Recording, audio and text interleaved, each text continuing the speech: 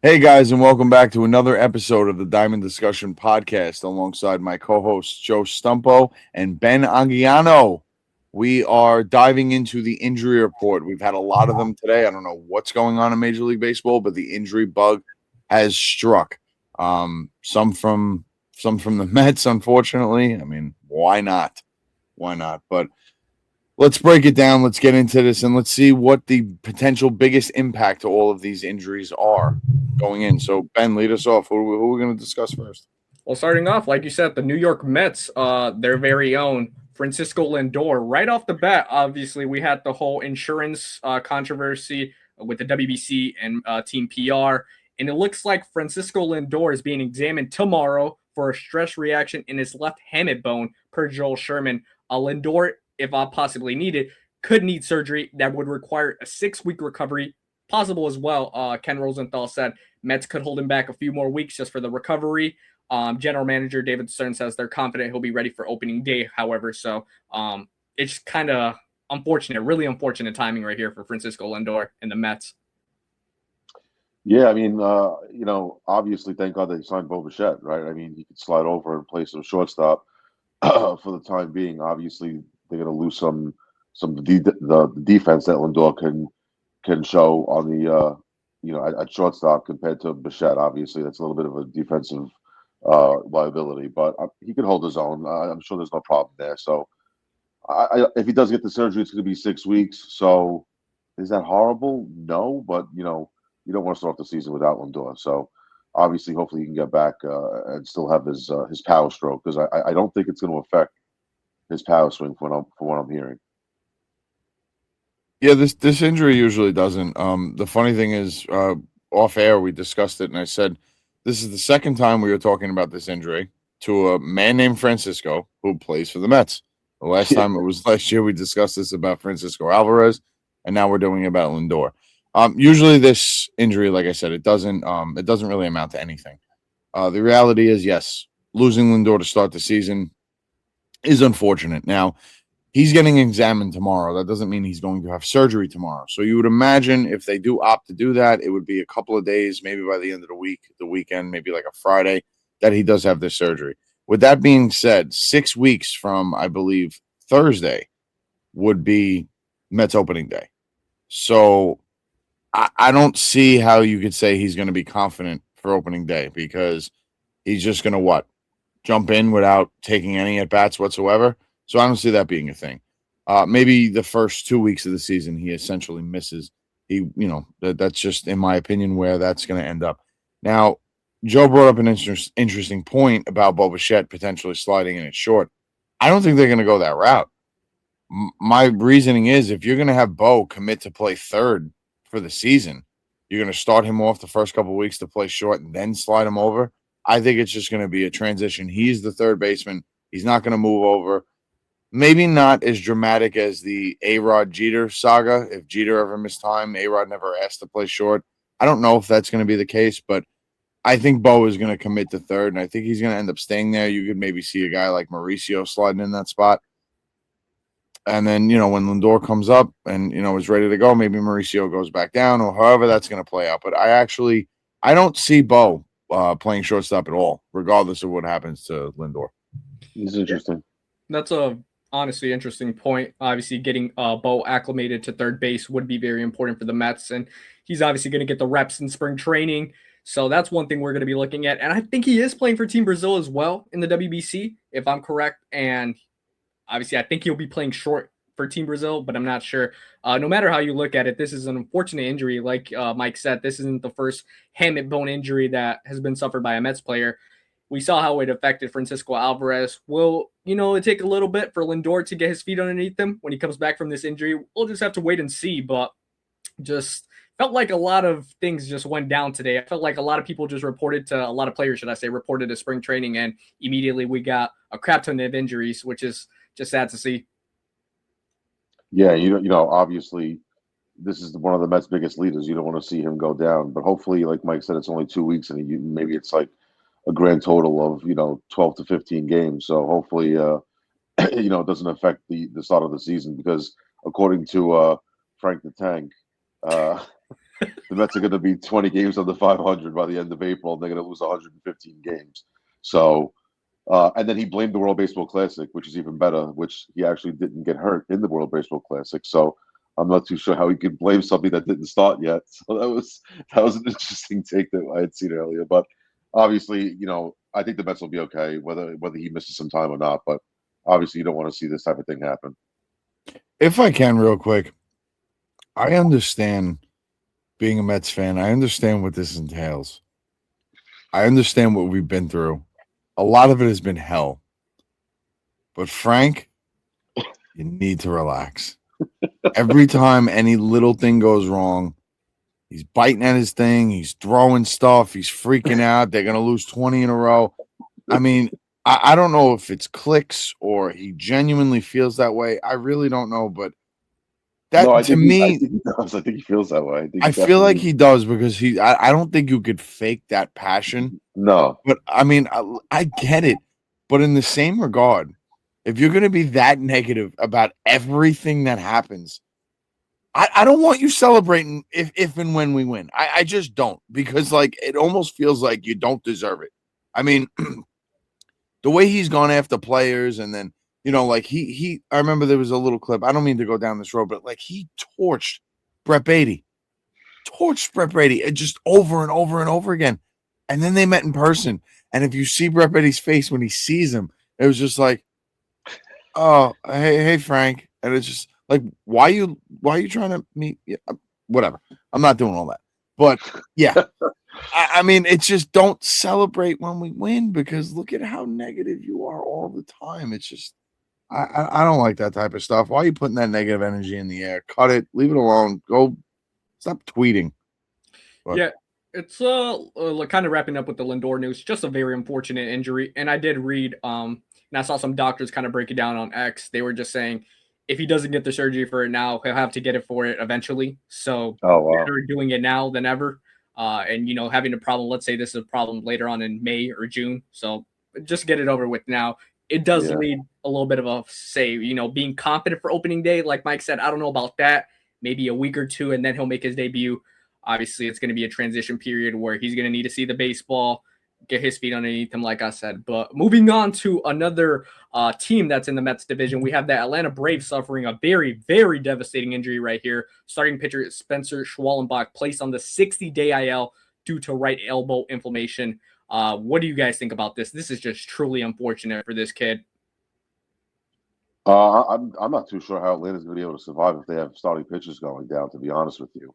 They'll be right out of the race quickly, like they were last year. This is obviously very unfortunate. I feel like this rotation can't stay healthy, honestly, between Strider and now Schwallenbach. It's been really tough. Obviously, Chris Sale's been up and down, but he's won a Cy Young there. So, it's actually kind of crazy how this rotation kind of has panned out. But if they still having members of their rotation start going down, it's going to be really hard to pick up the slack. Their lineup is pretty good. I'm not gonna say anything negative about their lineup. They could probably score some runs, but if you don't have the pitching behind you, I don't think Atlanta's gonna be able to compete. Yeah, I mean, and this was part of their problem last year, like you just mentioned, with Strider, and he Schwallenbach had missed a little bit of time last year, if I'm not mistaken. Yeah.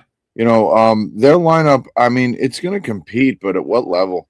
I'm sorry. I just like I was last year, I'm still not sold on this Braves team. They've had a lot of injury. They've had a lot of down years now, since they've basically won their title. I don't know. This is very unfortunate because this is a guy that they're banking on, and maybe they're 2 or 3 slot in their rotation. I mean, to have Strider, Sale, and Schwellenbach to be 1, 2, and 3, he's a pivotal piece to that middle of that rotation. To not have him, and we don't even fully know yet what exactly this injury is. Yeah, it's just inflammation for now, but this could develop in a very bad way where maybe they miss Schwellenbach for the whole season.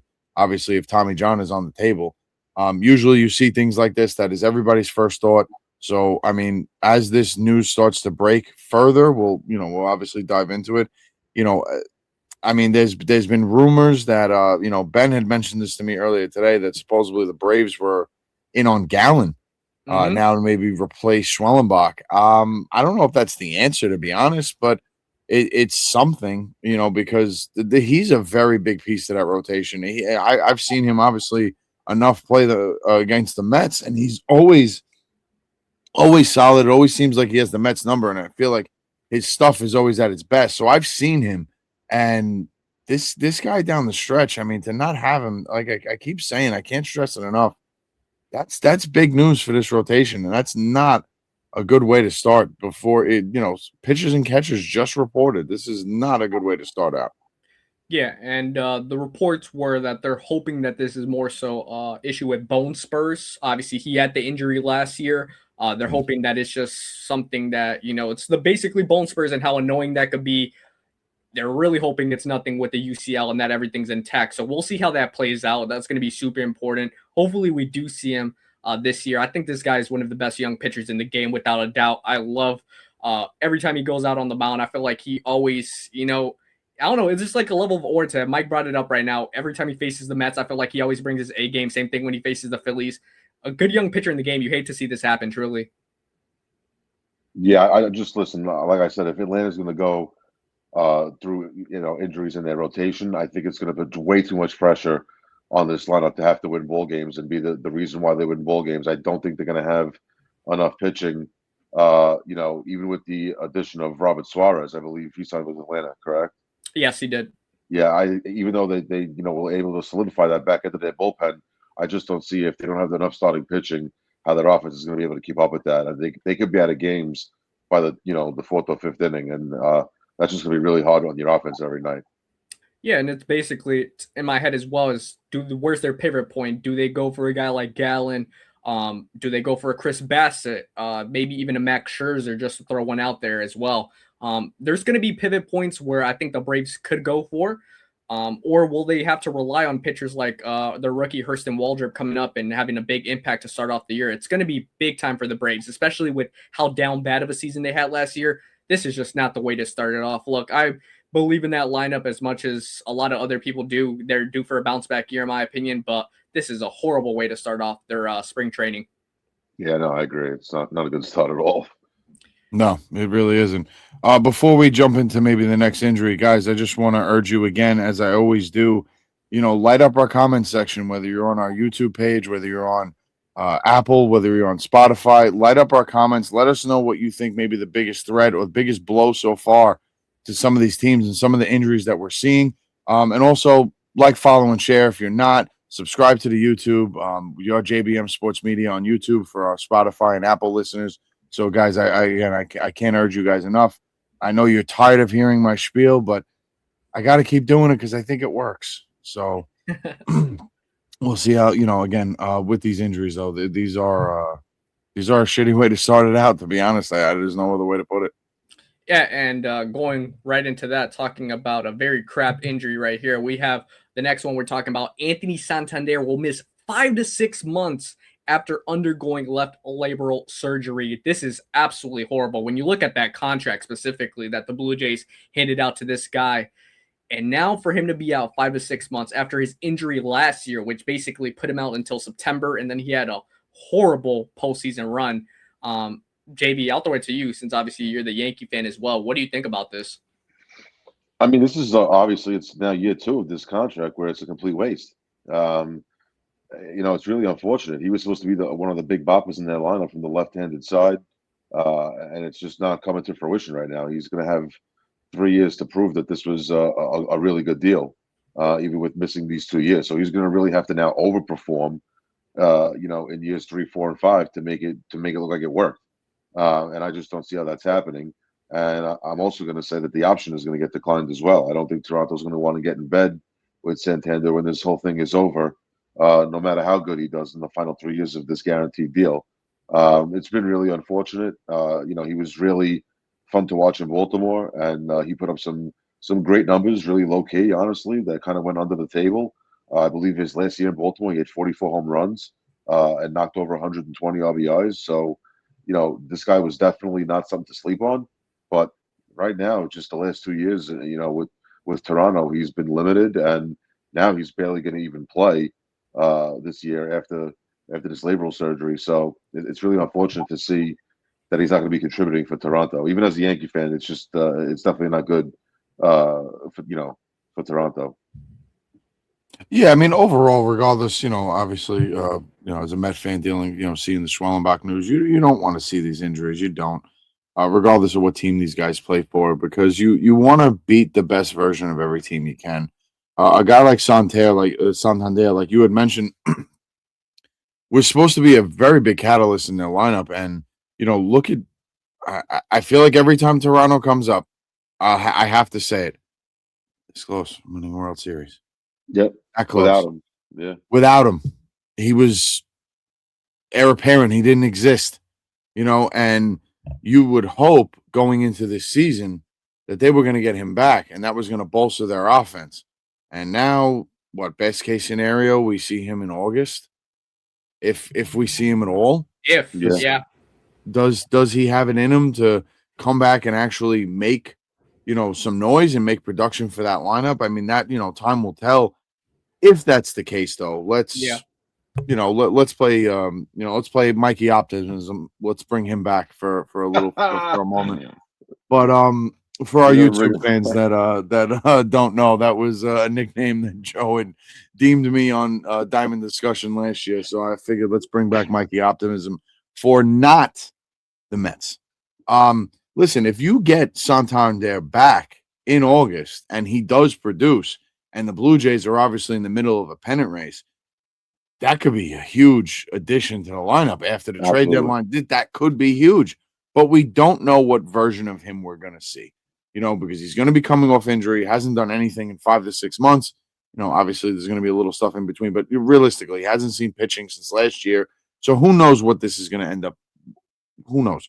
But if, optimistically speaking, if he can come back and produce, that could be a very dangerous weapon for Toronto down the stretch. Overall, I'm not banking on it, though, if I'm being honest. I'm really not. But it is an unfortunate thing because that contract, now looks awful. Awful. And the ironic part about all this, and we're going to get into it in a little bit, it's not even the worst contract we're going to talk about. Not at all. With injuries. It's really not. Yeah. And another unfortunate situation. But, yeah, it's really all I got on Santander. It's just a very sad thing. Yeah, we're not done talking about the Blue Jays, actually. John Schneider did also bring out and said Shane Bieber is dealing with forearm fatigue, should I say, and won't be ready for the start of the season. He does consider it a week-to-week thing, but this is obviously a very unfortunate dilemma as well with them not getting Framber. They did get Cease, but losing Bieber for a little bit of time, even if that is, just not a good way to start off spring training at all.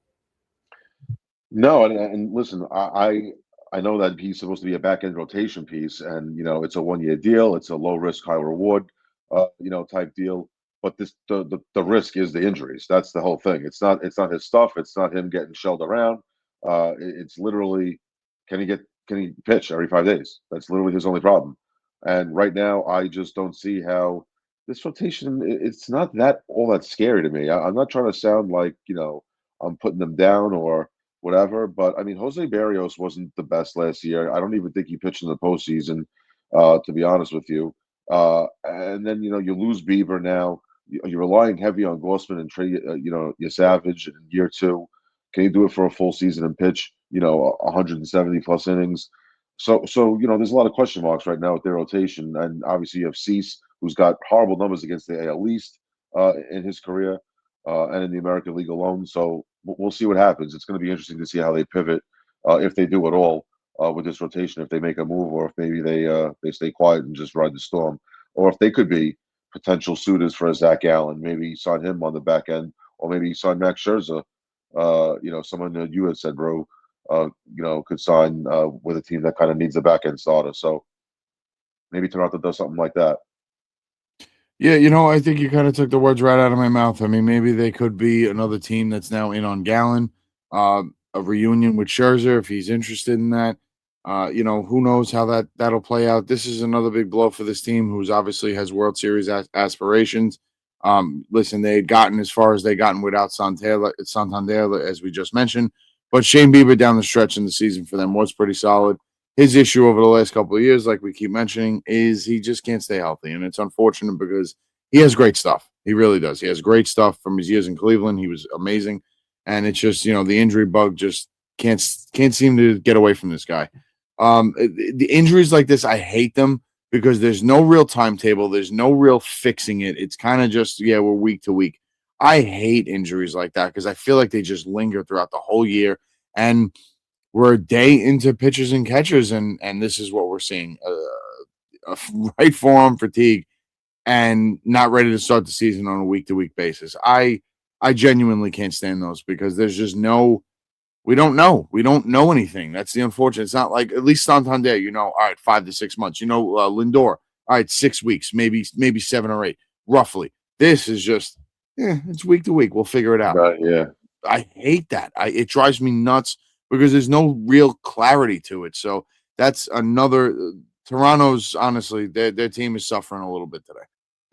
Yeah, I could see a reunion with Chris Bassett as well. I think that makes a lot of sense now with this injury. I think, obviously, Chris Bassett was very much so a fundamental piece for them in the postseason, had a great postseason. So I could see him getting a reunion in Toronto. I mean, JV brought up Scherzer. I think Scherzer said he was going to wait till opening day or a little bit after to decide what team he did want to sign with. He got his options open, and Toronto could be a team depending how this Bieber injury looks. And Snyder did say it's a week-to-week basis, so that does suck. It really sucks to see that. Moving on to the next injury that we do have right here, and Ro was talking about the contract, and I'm pretty sure he was talking about this guy. Chris Bryant will begin the season on the 60-day injured list. Bryant, who hasn't played since April 12th of last season, said in November that he has back pain, or his back pain was affecting his everyday life. Oh, man. And in his whole Rockies career, he has 17 home runs.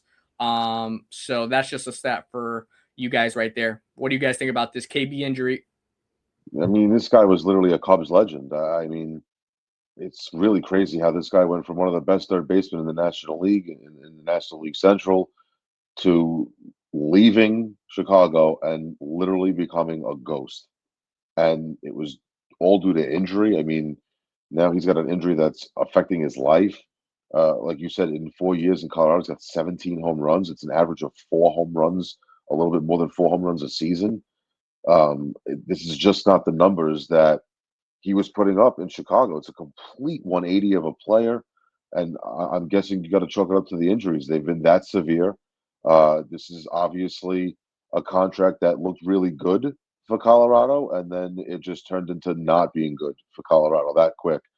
And it's really unfortunate. This kid really, this could be a what if. He maybe, when he's done, we could talk about how he could have been maybe a top 10 third baseman for the entirety of his career. And it just didn't pan out that way due to all these, severe injuries that he's been, going through. And now we're talking about the quality of life.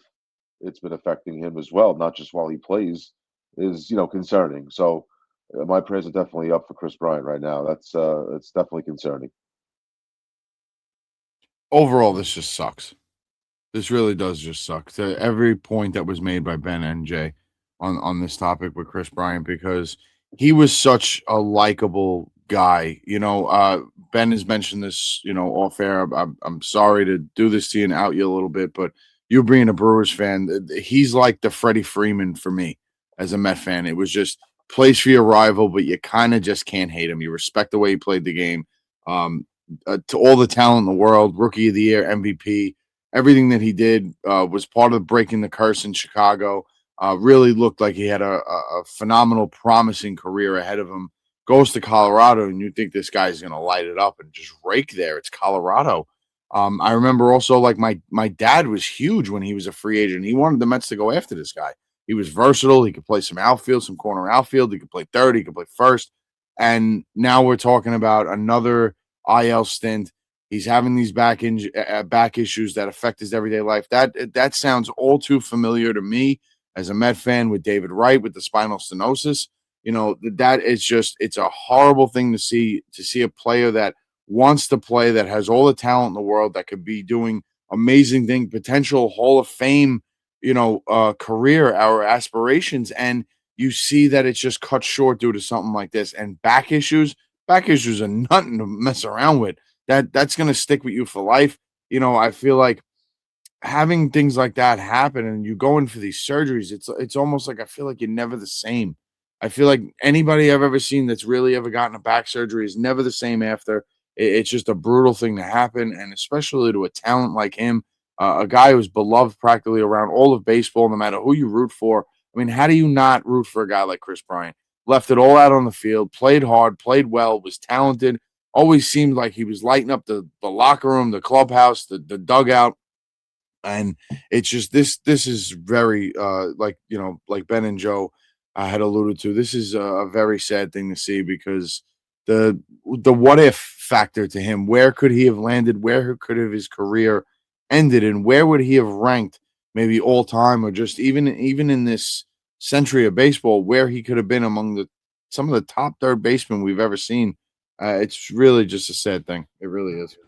Yeah, for me as a Brewers fan, one of the most talented players I've seen play against my ball club for sure, and it's really sad because when you just see the decline of him on the field more so when he has been on the field, you could clearly see something was clearly up with him, and it's just so sad because a very talented ball player that his career, I hate to say it and I hate to be the bearer of bad news, but this guy's career is shot. It's done with. Yeah, Like it's over. It's I over. guess, There's yeah. no other way to put it. I mean, what this guy's been through and the fact now that it's affecting his everyday life, it's horrible. Nobody should go through something like this.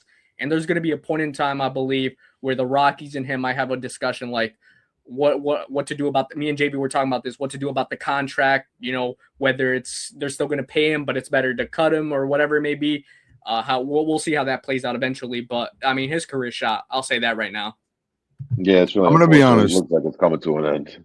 I gotta jump on that for a minute, and I'm gonna say this: that we will. I think we're gonna see him at least once, one more time, one more little run. I don't know what it's gonna be or what it's gonna look like, but just for pride and just to say that you got yourself back out there, we will see him play. I just don't know for how long. He might just get everything he can, similar to what David Wright kind of did at the end there. Just got whatever he got together and just said, I need to do it one last time. And I think that's could be what we might see out of him. And, a lot of people, I've seen a lot of comments, with these posts, and the guy just needs to retire. And it's not that simple. This is this guy's livelihood. This is what he loves doing. This is, a passion. It's not as simple as just because I'm hurt, just give up. What kind of message is that? My back's against the wall, just give up. No, don't ever give up. So I respect him that he's going to continue to try, but it really is unfortunate. I don't think we've seen the last of him, no matter what the capacity is. Yeah, I guess we'll just see how that plays out. Going into some more, I guess, in a way, positive injury news, which we have some positive updates to share. Corbin Burns had an interview, and it says Corbin Burns is targeting All-Star break as his return date. I actually do have a Corbin Burns Brewer shirt on right now, funny enough. Burns underwent Tommy John surgery last June, and he's looking to come back around the All-Star break. So I think this is a really positive outlook right here for the D-backs in their season, just obviously having Corbin Burns back in the mix. Yeah, listen, if they're going to compete in the NL West at all and try to make a wild card, they're going to need Burns at some point. So if they're flirting around with potential first or second wild card spot, and they get Burns back around that time, that's going to be a nice little addition for them. Obviously, he signed for big money there. He's going to be their ace, and hopefully, if he does get back, he can make a positive mark on their rotation. God knows they're going to need it. Obviously, they don't look like they're going to re-sign Gallen. I don't think they were ever in the running to re-sign him after reuniting with Merrill Kelly on a 2-year deal. I think they're just going to hope that Burns could get back by the All-Star break, like it says here, and make his impact there. If this team is going to compete, they're going to need Corbin Burns at the highest level, and getting him back midseason, that's going to be exactly what they're going to need. I think they're going to turn a little bit of a corner. I think they're going to be a little more productive than they were last year. Obviously, even though they lost, the likes of Naylor and Suarez, they traded them away. But you saw what happened when they did that last year. They were still in the mix until the final series of the season, right? The final 2 series of the season. So I think this team is going to be fine. They have a lot of young talent, and to get Corbin Burns back, to get a pitcher of his caliber, around the All-Star break, it's almost like getting it's so like stupid to say out loud and silly, but it's like getting a big time trade at the deadline without actually trading anything away. That's true. So That's Brian Cashman's favorite term. yeah, but it's kind of the truth. He's doing the same thing with Garrett Cole. He's done the same thing with Stanton. He's like, we're getting Yeah. the big bat back. The big bat's coming back in 3 weeks after the Right. So I mean, yeah, to get his caliber back, I mean, that is good news. Obviously, we want to see Corbin Burns back on the field. Yeah, and one thing, JV, you brought up, actually a team that is interested in Zach Gallen's services is still the Arizona Diamondbacks. I just wanted to put that out there. They still are interested in Zach Gallen, yes. Well, I don't think they're going to do it. If they wanted to do it, they know who the player is. I think they would have put pen to paper already. Well, we'll see how that plays out. I think he's only a matter of days until he signs. I think it's just I saw some teams involved with Cubs, Padres, Braves linked as well, D-back. So we'll see how that goes. Maybe the Blue Jays get back in the mix, like you guys said. But this is obviously positive. But I think the most positive news that we're going to end off with, because we like ending off with positivity. Well, kind of. I will say this is something I'm super excited to talk about, and that is even though the Phillies think that he won't be ready for opening day, we're talking about Zach Wheeler right here. It's not going to be that much longer until after opening day where he will come back, says Rob Thompson, which is absolutely great to see. If you guys know Zach Wheeler and what he went through with the blood clots by his shoulder, and if you read onto that story, it was getting close to his actual lung. Super scary situation right there. But it looks like Zach Wheeler won't be missing a lot of time, and he'll be back quicker than we expected. Yeah, this is huge for Philly, man. I mean, this was obviously a life-threatening thing. It's scary as all hell. I mean, obviously, this is forget baseball at this point. It's you got to worry about his life and his livelihood. So it's good to see that he's healthy, at least for the most part. And the fact that he's potentially coming back sooner rather than later is awesome. I think it's good for baseball. It's obviously good for the Phillies rotation. I know, obviously, Mike is not thrilled about it, that he could be making an impact earlier rather than later. But yeah, obviously, if Philly's going to contend in that NL East, obviously with the Mets making a shakeup in that division with their roster, and Miami proving to not be complete pushovers, and obviously Atlanta, who knows what's going to happen with them. But obviously, if they want to win this division, they're 100% going to need Zach Wheeler in some type of capacity to be able to get them over the hump when it comes to winning that division. Yeah, absolutely. That's 100% for sure. Zach Wheeler is one of the best pitchers in the National League, period. And he's flat out said it. Once his contract is up, he's done. So after 2027, if we even have a season, that will be it. So obviously, we as baseball fans, we want to see him back on the mound. We want to see him pitch because he's been one of the premier talents in the league. And surprisingly, the way he's pitched over the last couple of seasons still does not have a Cy Young award, which is unfortunate. But there are likes of Paul Skeens in the world, so it's things like that have been issues for him. But one of the, like I said, one of the better talents. And if Philly is going to do anything in that division, like Joe had said, they're going to need him. They're going to need him at the top of that rotation to be the ace that he is and be the guy that he is. So this obviously is good news for Philly, bad news for me, but oh well. It's good to see, though. Good to see. Obviously, I read into the situation when it happened, and obviously his recovery process and everything that he's been through. It's just truly extraordinary to see how this turnaround for him and how he's not going to really miss a lot of time. I think that's something when you saw what he went through, and obviously his season being cut short with, like JB said, at this point impacting life. Like if that thing doesn't get treated, it's a life or death thing. As dark as that sounds, it's the truth. When talking about blood clots and even getting closer to the lung, I mean, it's really, really. I'm really happy for this guy to see him back on the mound. One of the best pitchers in overall baseball, and I feel like even if he's at 80%, you talk about never giving up. This guy was going to make sure that he pitched again. I could tell you that right now. Yep. And the fact that the Phillies are going to have him, that 1-2 combo. Now Christopher Sanchez has cemented himself as like ace material, and we get Wheeler back. That's going to be fun baseball to see. Maybe not for Mike, but guess what? Actually, fun fact. Wheeler's not one of the Phillies that Mike doesn't like. He actually is very favorable towards Zach Wheeler. I'll say that. Yeah, that's 100% true. I don't have an issue with that.